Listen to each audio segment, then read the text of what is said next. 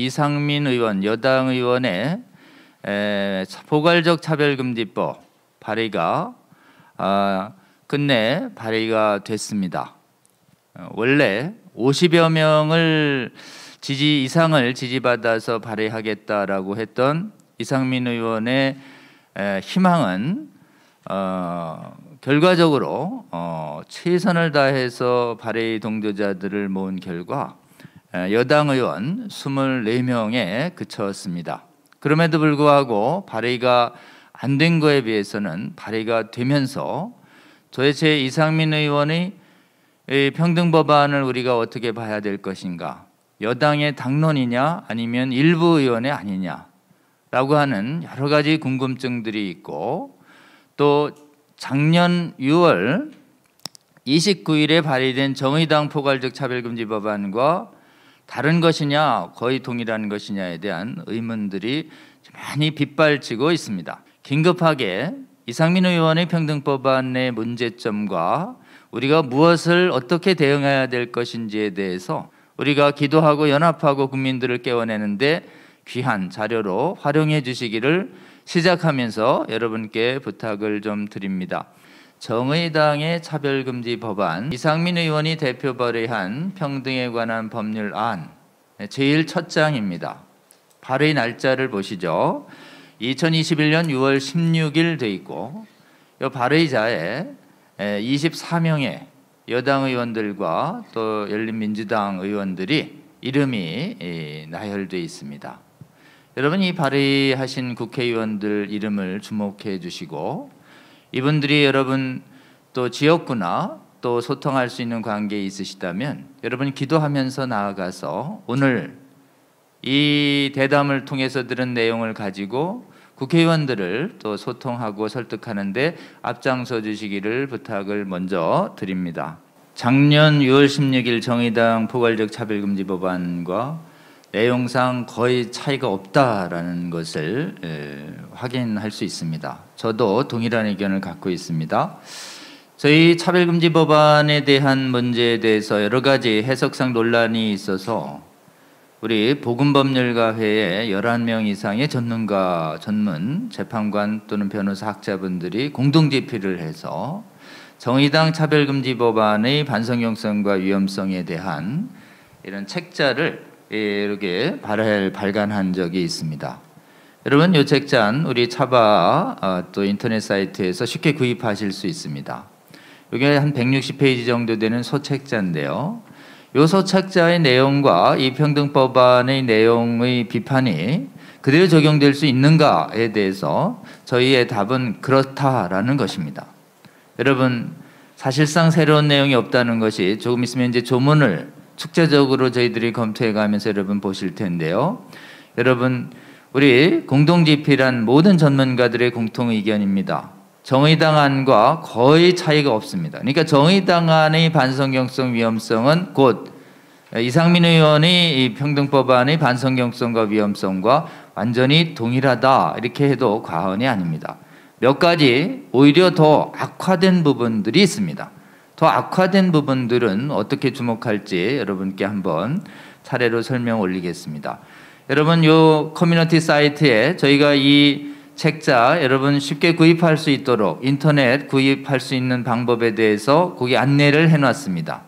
적극적으로 구매해서 구독해 주시고, 이 법안의 내용 이외에 그 다음에 이상민 의원의 평등법안의 문제점에 대해서 오늘 대담이 없지만 음선필 헌법학 교수님께서 오셔서 평등법안의 검토 의견을 한 10페이지 정도로 정리해 주셨습니다. 그 의견서에 대해서도 저희가 이 커뮤니티에 올려놓도록 이렇게 하겠습니다. 두 검토 의견 참조하시고 오늘 대담 내용 참조하시면 이상민 의원의 평등법안이 얼마나 위험하고 반성경적인지 명확하게 인식할 수 있을 거라고 생각을 합니다. 저희가 이 법률안의 총칙에 관한 문제 조항들을 한번 본 다음에 보시면 목적에 이제 이 실질적 평등 구현을 내걸었지만 평등의 오남용으로 헌법적 자유가 파괴된다는 말씀 드렸죠. 모든 사람은 이렇게 돼 있고 고용, 재화, 용역, 공급, 이용, 교육, 공교육 서비스 이용 이렇게 4대 영역이 있었는데 한번 보시죠. 등 모든 영역. 그래서 영역이 모든 영역으로 확산됩니다. 이게 종전법에는 없던 겁니다. 그 다음에 이제 합리적 이유가 정당한 이유로 바뀝니다. 정당한 이유 없이. 그리고 차별금지 사유가 쭉 저희가 우려하는 성별도 있고 또 보면 가족 형태, 가족 상황도 있습니다. 그 다음에 여기 이제 다른 거하고 관계 없을 때는 문제 없지만 성적 지향과 성별 정체성과 결합된 종교 사상은 사실은 이게 종교 아까 말씀하신 이 가치에 대한 비난을 가치 신봉자에 대한 비난으로 확대될 때는 이단에 대한 비판이 사람 비판으로 확산되는 면이 있습니다. 그리고 어떠한 사유로도 차별을 받지 아니하고 이런 용어가 아주 총칙이 무시무시하게 되어 있습니다. 그 다음에 한번 또 다음 장 넘어가 보겠습니다. 용어의 정의에서요. 성별 아까 얘기했죠. 성별의 여성, 남성 그 밖에 분류하는 게 어려운 성 이렇게 해놨죠. 그리고 이제 평등법안에는 성적 지향을 동성애, 이성애, 양성애 이렇게 아예 해놨었습니다. 이 정의당안은 여기는 논란을 우려해서 성적 지향에 대한 정의 풀어나는 조항이 삭제되어 있지만 정의당안의 성적 지향과 동일하게 해석될 것이다 이렇게 보입니다. 3조 중에 7 괴롭힘을 한번 보겠습니다. 괴롭힘 7호 이게 이제 뭐 보시죠. 특정 개인 집단에 대해서 신체 정신적 고통 이렇게 돼 있죠. 정신적 고통을 주목하셔 주시고 적대 위험, 모욕, 환경 조성, 수치, 모욕, 두려움 야기에 답은 보시죠. 멸시, 모욕, 위협 등 부정관념 표시, 선동, 혐오적 표현 이렇게 해서 아예 노골적으로 혐오 표현을 금지하겠다는 명문을 이 정의 조항에 해뒀습니다. 그 다음에 이제 다시 4조로 갑니다. 4조로 가면 사조의 차별이란 이런 것이다 라고 해놨습니다. 역시 또 이 법에서 차별이란 똑같습니다. 모든 영역 보시죠. 그 다음에 정당한 이유 주목하시고요. 그 다음에 여기 가족 형태, 가족 상황 주목하시고 종교 사상 주목하시고 성적 지향, 성별 정체성 그 다음에 다시 어떠한 사유로도 이렇게 하시고 분리구별 배제하면 안 된다 이런 조항이 있습니다. 그리고 3항 보시면 입증 못한 경우는 차별을 본다는 입증 책임의 전환이 있고 괴롭힘을 차별로 본다는 사조가 있죠. 그리고 또 6조를 한번 보시면 6조에 광고가 어마무시한데요. 여긴 사유도 없어요. 정당한 사유도 없습니다. 그냥 분리구별 배제 표시하는 광고는 차별로 본다. 이런 형태의 조항이 이제 있습니다. 이게 이제 거의 총칙에 들어와 있는 것인데 사실은 이 총칙에 가장 위험한 요소들이 몰아져 있다. 이렇게 볼 수 있습니다. 15페이지에 13조를 한번 띄워주시면 좋겠습니다. 13조. 차별금지 영역에 있어서 고용 영역이 나옵니다. 여기 보면 앞의 총칙하고 13조에는 모집 채용에서 차별하지 마라 이렇게 되어 있죠. 그 다음 조항 한번 보시죠. 임금에서 차별하지 마라 또 되어 있습니다. 다음이요. 또 15조 보시면은 교육훈련 차별하지 말고 배치도 차별하지 마라 이렇게 되어 있습니다. 또 17조요. 그다음에 승진 차별하지 말고 근로시간 차별하지 말고 해고 등 차별하지 말고 편의도 제공하라 이렇게 되어 있습니다. 이게 이제 고용에 있어서의 한번 보시면 이게 앞에 성적 지향, 성별 정체성, 차별금지 조항과 연결되면 어떤 효과가 있는가? 이 지금 기독교 정신과 또 건화기념에서 세워진 교회 또는 교회가 세운 그 각종 독립기관들에서 동성애 성경적 가치에 반하는 습벽을 가진 동성애자나 성전환자가 채용을 원할 때 채용 거부가 이 차별에 해당되게 됩니다. 그러니까 청소년 사역자로 동성애자들을 채용할 때 교회가 이제 거절하기가 어렵게 되고 또 독립학교들에서도 또 신학교에서도 이 부분 때문에 성경적 가치에 반하는 사람들의 채용이 강제될 뿐만 아니라 수많은 기업들에서 지금 동성애자와 성전환자로 얘기할 때 이렇게 혹시 본인의 여러 가지 능력이나 실적 때문에 불이익을 줬음에도 불구하고 그것을 입증하지 못하는 한 다 그거 이유로 차별이 되게 되기 때문에 역으로 일체의 불이익을 주는 것을 사용자들이 어렵게 만듭니다. 또 하나 이 고용 영역이라고 하는 부분이 있어서 고용이라고 하는 일자리에서 성별 제3의 성을 인정하지 않거나 동성애에 대해서 부정적인 관념을 표현하거나 성전환자에 대해서 반대 의견 표시해서 듣는 사람이 정신적 고통을 느꼈다.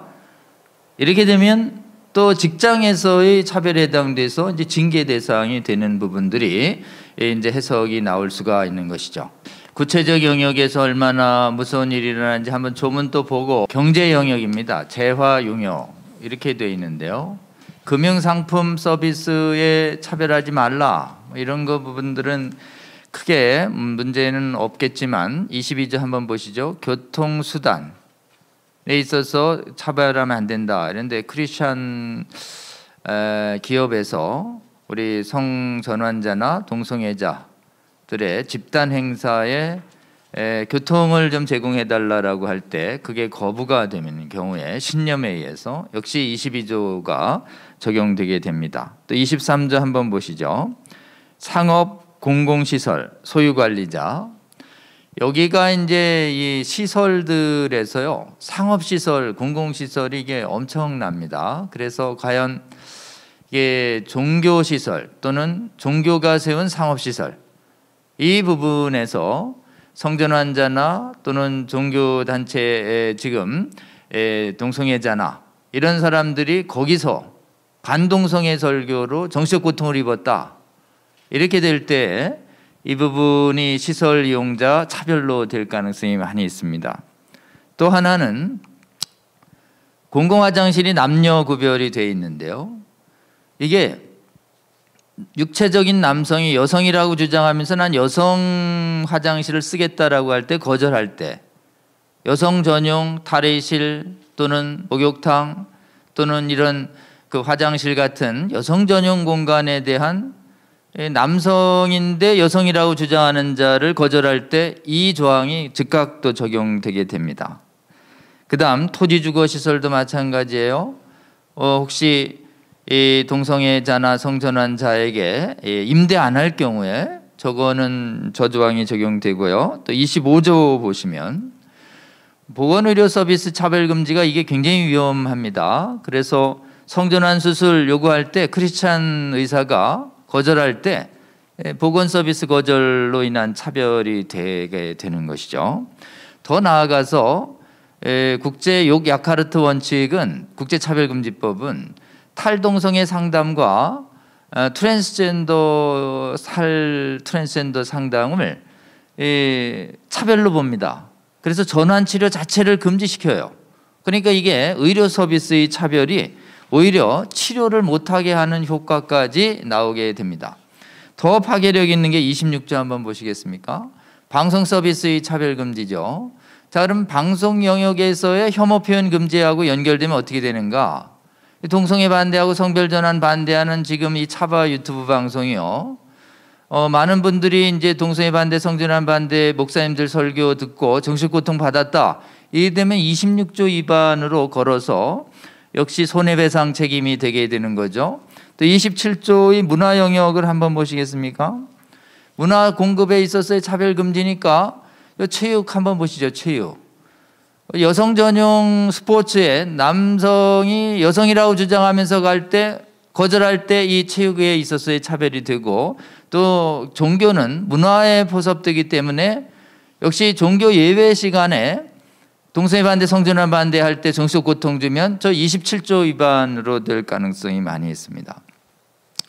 요지는 전 경제 영역에서 문화 영역에서 성경에 기한 동성애와 성별에 대한 진리 선포 자체를 못하게 되고 신념에 따라 행동하는 것이 금지되는 이 영역이 총칙과 연결될 때 무서운 결과를 초래하고 있는 것이다를 보게 됩니다. 이어서 우리가 우리 차별금지법의 본문들도 한번 좀 검토해 보실 텐데요.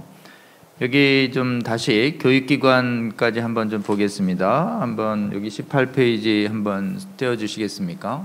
교육을 한번 보시죠. 성별을 이유로 해서 지원 입학 편입을 제한할 수 없다. 여기에 우리 신학교를 적용해 보시죠. 그러면 신학교에 동성애자와 성별전환자 또는 유물론자, 하나님을 부정하는 사람들, 이단 사상을 가진 사람들이 지원하고 입학하고 편입할 때 거절할 수가 없게 됩니다. 지금 신학적 정체성을 지킬 수 없는 조항이 무시무시한 조항이 28조에 있습니다. 그리고 또 29조 한번 볼까요? 교육 내용에 있어서 차별금지 이래 되어 있죠. 목표 내용 지도 내 성별차별을 포함하는 것은 하면 안 되는데요. 그럼 어떤 의미로 올까요? 동성애 반대, 성별전환 반대를 차별로 보는 보고서가 있습니다. 국가인권위원회. 아니 사람 차별이 아니고요. 인간의 행위를 반대하는 것을 차별로 모는 보고서가 있습니다. 그러면 신학교에서도 기독교 학교에서도 또 유치원부터 시작해서 모든 일반 학교에서 동성애 성별전환에 대한 부정적인 의견은 못하게 되는 것입니다. 이게 얼마나 무서운 결과를 초래하는 것인지. 그러니까 동성애 성별전환 괜찮아요, 정상이에요라는 교육만 받고 우리 미래 세대들은 이것이 위험하다는 얘기나 부정적인 얘기는 일체 혐오 표현으로 봐서 모든 교육에서 사라지게 되는 교육에 대한 가치관 전체주의 독재가 시행되고 있는 것이 바로 이 이식 구조 때문에 그렇습니다. 그 다음에 교육 내용, 교과 편성, 그리고 여기 보면 편견 내용을 포함하거나 교육하는 행위, 이래 되면 지금 각종 신학교에서 동성애 반대 강좌 진행되는데 전부 이 조항이 위반되게 됩니다. 교육기관장의 편의 제공은 역시 트랜스젠더에게 또 전용시설을 만들어 달라고 할 때 거절할 수 없게 되는 이런 문제가 있습니다. 행정사법 절차 서비스 이용에 있어서 참정권, 행정, 수사기관, 재판에 있어서 서비스에 있어서 차별을 금단 이러면 제가 보기엔 동성애자다 또는 성전환자다 이럴 때 나는 독방원한다 이럴 때 사실은 편의를 봐줘야 한다는 것입니다. 그리고 이 31, 32조가 어떤 의미로 실제로 구체적으로 적용되냐면 판사와 검사 또 행정기관에 있는 모든 공무원들과 행정기관장이 입양을 허락할 때 나는 정상가정으로 가는 것이 바람직해요. 동성가족보다는 정상가족이 낫지 않겠습니까? 어린아이 입양 허가를 결정할 때 그렇게 의견 표시했다가 판사가 이런 평등법 위반으로 인해서 공직을 수행할 수 없게 되는 모든 공무원에 있어서의 양심적 의견 표현 자체가 억제되는 부분이 생기게 되는 것이고 이 부분이 얼마나 무서운 가치관 통제를 이룰지 우리는 보게 되는 것입니다. 여러분, 우리는 그런 사회가 되지 않도록 정말 깨어서 막아야 될 것 같습니다. 마지막 부분까지 한번 보겠습니다. 차별금지법 4장을 한번 보시죠. 이 4장이 사실은 차별이라고 인정되는 자에게 국가의 구제라는 명목하에 성경적 가치관을 말하는 사람들을 이렇게 법을 동원해서 억압하겠다라고 하는 걸 선전포고가 있는 장입니다. 사실은 우리의 자유를 노략질하고 약탈하는 수단이 이 구제라는 이름 하에 가해자로 몰아서 가해자에게 엄청난 법적 책임을 부과했다는 내용이 이 4장에 다 들어있습니다. 구제 신청 보시면 누구든지 피해자든 알고 있는 사람이든 다 진정할 수 있어요. 신청할 수 있어요. 그러니까 피해자만 하는 게 아닙니다. 그래 되면 이제 조사가 시작되고 34조 보시면은 돈이 없다 손해배상할 때 이럴 때는 국가인권위원회가 소송을 국고로 지원할 수 있게 되어 있습니다. 그러니까 대리인 없이 무료로 소송할 수 있는 길이 열리는 것이에요. 34조에 나라 세금으로 소송해 준다 이런 부분이 있습니다. 그 다음에 35조가 이제 핵심인데요. 사실 이 정의당 안에는 국가기관의 이행강제도 있었습니다. 행정벌이. 그리고 형사법원도 있었는데 여긴 형사는 논란이 되니까 없앴어요. 그런데 이 법원의 구제조치 안에 법원의 최종 판결을 기다리지 아니하고 그냥 임시적인 조치로 구제할 수 있는 수단을 확 열어놓습니다. 그래서 35조 1항 보시면은 소송 제기 전, 소송 제기 후에 중에 차별이 소명되잖아요. 이 35조 1항입니다. 본안 판결 전까지 차별 중지 명령을 내립니다. 여러분 이 중지 명령 한번 보세요. 임시 조치죠. 그 다음에 또 2항 보시면은 2항 보면 이 차별 중지 임금 이런 것들을 이행 판결도 내려요. 이게 이행 강제 판결입니다. 거기다가 또 뭐가 있냐면 3항 보시겠습니다. 3항. 필요한 경우에는 이행 기간을 밝히고 이행하지 아니하는 데는 배상을 명할 수 있습니다. 이게 이행 강제라는 제도래요. 이게 행정상의 이행 강제금하고 법원의 이행 강제 제도랑 똑같습니다.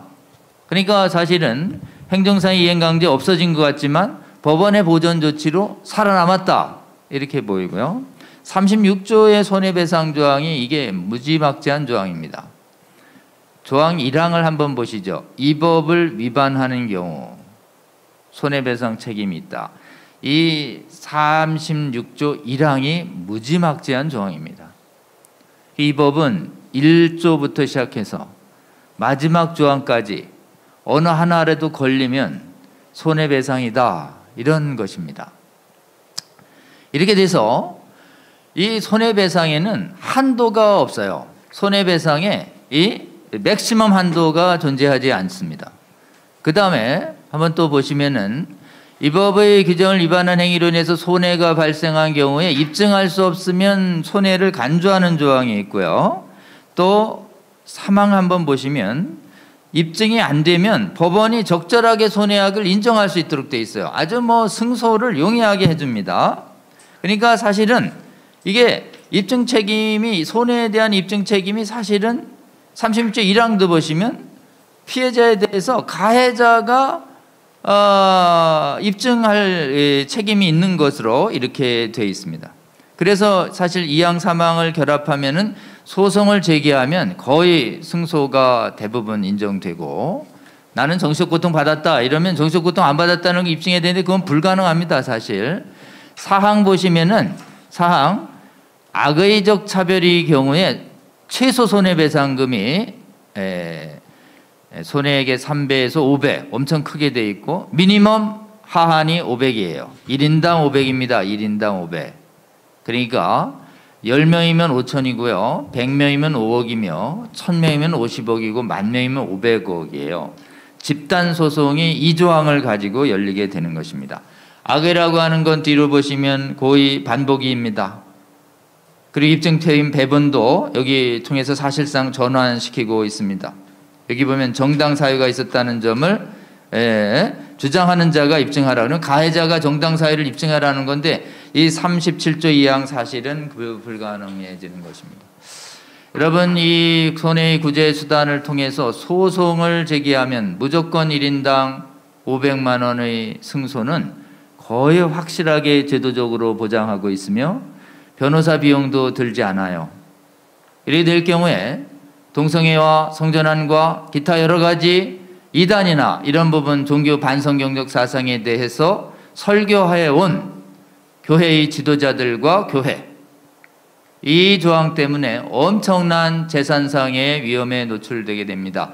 그리고 또 이 법이 가지고 있는 마지막 정말 헌법 파괴성에 대해서 좀 보려고 하는데요.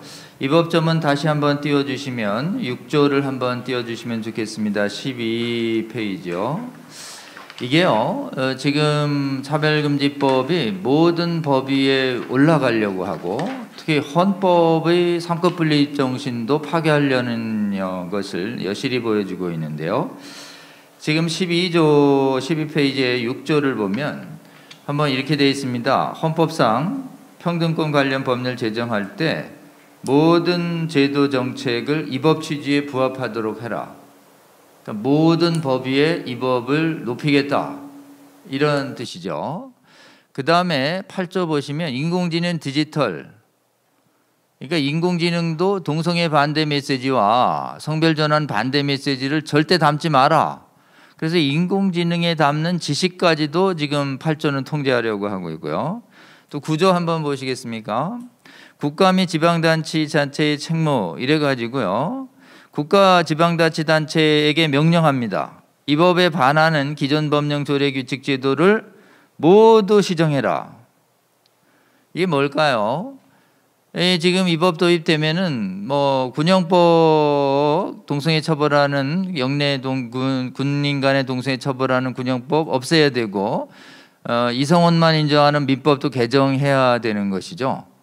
그리고 이어서 모든 교육단체 교육 홍보를 해라. 국가의 예산으로 교육 홍보해라 이런 뜻이고 연구개발도 지원하라고 돼 있고 10조 보면 정부의 기본계획도 세워서 점검을 받고 중앙행정기관의 장들이 이렇게 하고 한번 12조 보시겠습니까? 행정부만 명령하는 게 아니라 12조 나는 입법부와 사법부의 장은 기본계획을 수립해서 시행해라. 이게 지금 어떤 법도요. 입법부, 사법부, 행정부의 최고에 높아져서 이 법을 다 복종하라라고 하는 엄청난 사실은 이런 헌법 파괴적 독재성을 이 법은 가지고 있다는 걸 좀 직시하면 좋을 것 같습니다. 안녕하세요. 저는 진평년 집행위원장을 맡고 있는 기름평 교수입니다. 현재 차바 대담을 신청하고 있는 전국의 시청자들께 감사드립니다. 이 대담을 보고 열심히 활동해 주시길 바랍니다. 잘 아시다시피 6월 16일 날 평등법이 발의되었습니다. 총 24명의 국회의원들이 발의했고요. 그중에 22명이 민주당입니다. 그리고 이분들이 지금 민주당 지도부에 당론으로 정해달라고 요청하고 있는 상황입니다. 그래서 어떻게 보면은 굉장히 위기 상황이 되었다 이렇게 생각을 합니다. 그렇지만 우리가 한 목소리를 내서 반대 의견을 말하면 민주당 지도부에서 이거를 당론으로 채택할 가능성이 매우 낮습니다. 우리가 강력하게 우리가 앞으로 목소리를 내야 되겠습니다. 제가 그것에 대한 몇 가지 내용을 말씀드리겠습니다. 첫 번째로 저희들이 다음 주 수요일 날 6월 23일 날 오후 2시 반에 프레스센터에서 긴급 기자회견을 합니다. 그때 법조인들 나와서 이 평등법에 대한 문제점을 말씀드릴 예정입니다. 그리고 제가 부탁드리고 싶은 것은 각 지역별로 성명서를 발표하고 또 기자회견을 하고 또 연합 집회 또 기도회 세미나 이런 것들을 개최해 주길 바랍니다. 그럴 때에 만약에 전문가들이 필요하면 진평년으로 신청하시면 저희들이 무료로 보내드리도록 하겠습니다. 그리고 제일 중요한 것은 지역별로 국회의원을 만나는 겁니다. 이것이 제일 중요합니다. 그리고 가능하면 여야 지도부를 만나서 이 평등법을 절대로 당론으로 채택하지 말아달라고 부탁해 주길 바랍니다. 그리고 이렇게 국회의원을 면담할 때 만약에 전문가들이 필요하시면 역시 진평년으로 요청하시면 저희들이 무료로 보내드리도록 하겠습니다. 그리고 진평년에서 그동안에 동영상과 전단지를 많이 만들었습니다. 그래서 저희들이 만든 동영상을 널리 뿌려주시고 또 전단지도 많이 나누어 주시길 바랍니다. 교회 안에서도 나누어 주시고 또 거리에 나가서도 나누어 주시길 바랍니다. 이번에 평등법이 발의된 내용이 그동안에 있었던 차별금지법과 거의 같기 때문에 기존의 동영상과 전단지를 사용할 수 있습니다. 물론 저희들이 새로운 평등법에 맞추어서 업데이트할 예정입니다. 그래서 아무튼 당장은 진평년의 그 동영상과 전단지를 나눠주길 바라고요. 특별히 지금 현재 언론이 차별금지법을 찬성하는 평등법을 찬성하는 것으로 모두 다 이루어져 있습니다. 그래서 일반 국민들은 이 평등법과 차별금지법의 문제점을 알지 못합니다. 그래서 여러분들께서 전단지를 나누어 주셔서 일반인들로 하여금 이 평등법이 얼마나 잘못된 법인지를 널리 알려주셔야 됩니다. 지금 우리가 가만히 있으면 일반 국민들은 점점 더 언론에 의해서 세뇌를 당해서 찬성 쪽으로 가게 됩니다. 그래서 널리 이거를 좀 뿌려주시길 바랍니다. 그리고 거리에서 전단지를 나눠줄 때는 그 전단지는 저희들이 무료로 제공하도록 하겠습니다. 그리고 저희들이 한 3주 전부터 매주 수요일마다 오전 11시에 평등법을 반대하는, 차별금지법을 반대하는 기자회견을 하고 있습니다. 첫 번째는 의사들이 했고요. 두 번째는 한의사, 약사들이 했고, 이번 주에는 교수들이 했습니다.